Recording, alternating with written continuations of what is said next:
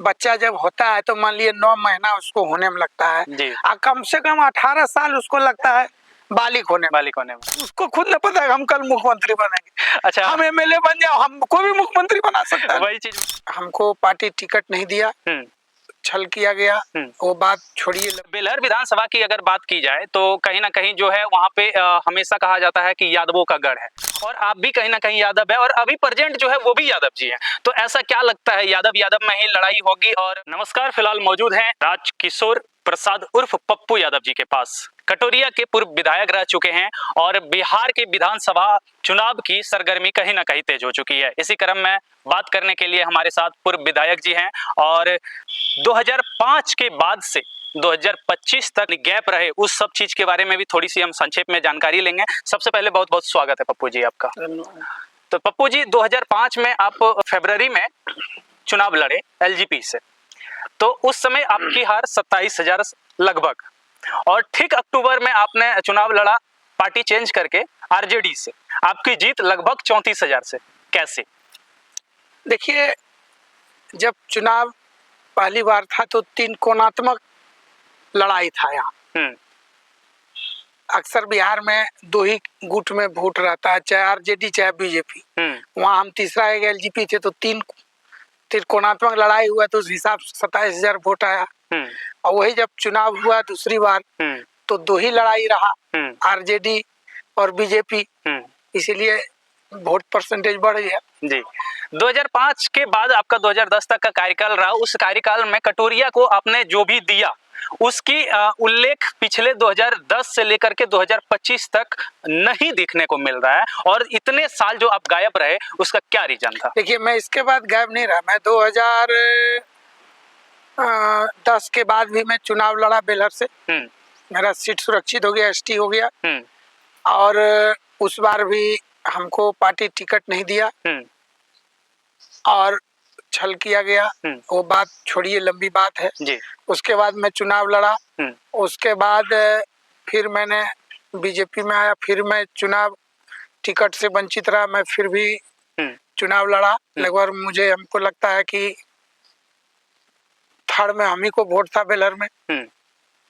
हम 2025 में क्या तैयारी चल रही है? और लोगों से ऐसा सुनने को मिल रहा है कि 2025 का विधानसभा चुनाव में बेलहर से फिर से पप्पू यादव आ रहे हैं, और ऐसा माना जा रहा है कि फिलहाल अभी आपकी ही सरकार की वहां पर जो है विधायक हैं मनोज यादव जी, जो कि जदयू से हैं, लेकिन ऐसा माना जा रहा है कि वो सीट चेंज होकर के बीजेपी हो रही है। अगर सीट चेंज होती है तो पप्पू यादव वहां के फर्स्ट दावेदार होंगे, इसमें कितनी सच्चाई है?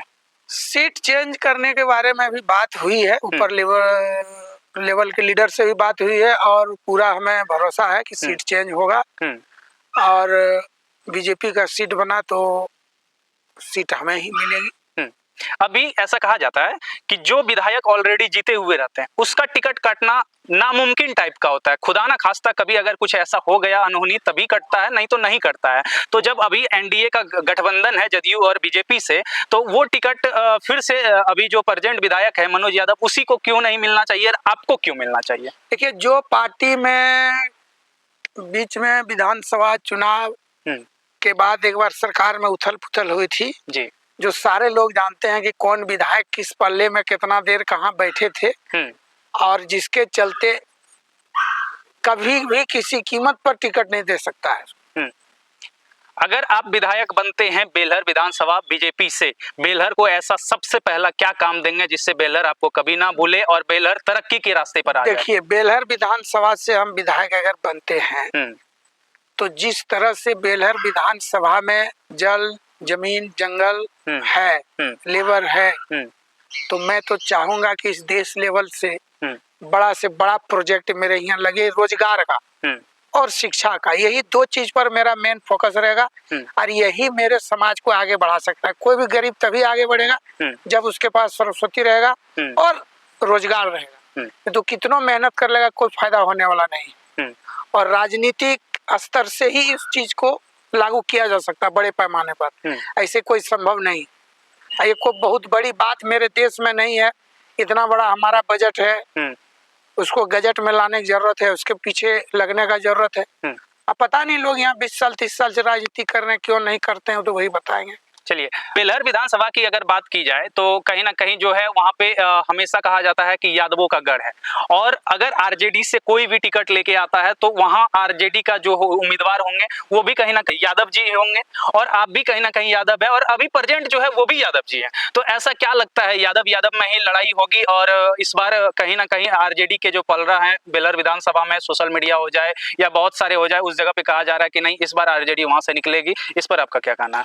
देखिए, आरजेडी या जदयू या यादव की बात नहीं है। देखिए, ऐसे 5 विधानसभा लोकसभा में 6 है, सब जगह अलग अलग जो है समीकरण बना हुआ है। जैसे अमरपुर में कोरी लड़ते हैं परमानेंट, बांका मान लिए आरजेडी मुस्लिम लड़ाती है, कटोरिया एसटी है, धोरैया एससी है, आपका फिर मान लिए सुल्तानगंज चले जाइए, तो एक 5-7 जो लोग मजबूत हैं जहाँ उसका एक समीकरण बना हुआ है। ऐसे पार्टी जो है या जाति जो है, हम सबसे बड़ा चीज मानते हैं कि देखिए लोकतंत्र में जमात पर राजनीति होता है, जात पर नहीं होता है, वो सब कहने का है। तो अभी जो एनडीए की गठबंधन है, आप लोग जदयू और बीजेपी दोनों साथ में हैं, ऑलरेडी वहां पे जदयू है ही, तो क्यों ऐसा होना चाहिए बदलाव? देखिए, बदलाव इसीलिए होना चाहिए कि जदयू का सीट जो है, जिस समय से यहाँ पार्लियामेंट मेंबर और विधानसभा दोनों है, जदयू और बीजेपी का दोनों लोग साथ में चुनाव लड़ते हैं। तो एक जो बीजेपी का कार्यकर्ता है, जो मान लिया आज 70 साल से देश में पार्टी बनी हुई है जी, तो वो चाहता है एक बार हमारा भी कमल खिले।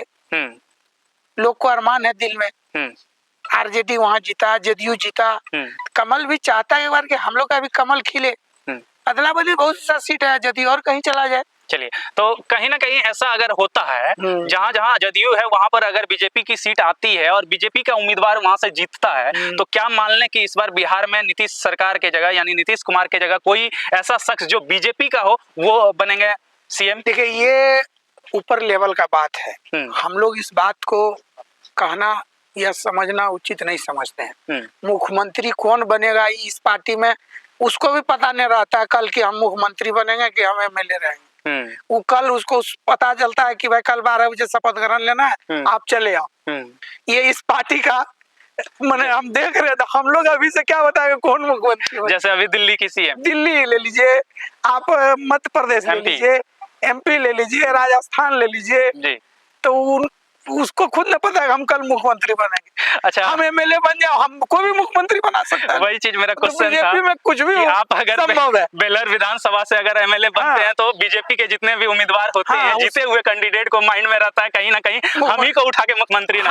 एकदम, ये माइंड में हर आदमी रहता है, बात सही बोले। चलिए, बहुत बहुत धन्यवाद। अभी जो है एक और पार्टी बिहार में सबसे ज्यादा उभरती हुई पार्टी है जनसुराज, इसके बारे में आप क्या कहना चाहेंगे? देखिए, जनसुराज तो मान लिया आप किसी भी पार्टी को, आप बच्चा जब होता है तो मान लिए 9 महीना उसको होने में लगता है, कम से कम 18 साल उसको लगता है बालिग होने में। अभी 2-3 टर्म इंतजार करे मेरे गणित से, बाकी तो समय बताएगा क्या। जी बिल्कुल। क्या लगता है बेलहर विधानसभा से जब आप आते हैं और आएंगे नेक्स्ट में, तो कितने वोटों से आपको लगता है उम्मीद कि हम जो जीत बढ़त करेंगे? देखिए, अगर हमको बेलहर विधानसभा में मौका मिला और बेलहर विधानसभा में ये विश्वास है हर जाति, धर्म, पार्टी सब टूट जाएगा और बिहार में सबसे ज्यादा वोट से जीतेंगे। नहीं तो आप अंदर खाने पता कर लीजिए, जो भी कैंडिडेट आज वहाँ है, अब टिकट दे देगा तो कहीं न कहीं लोग किसी को वोट देगा ही।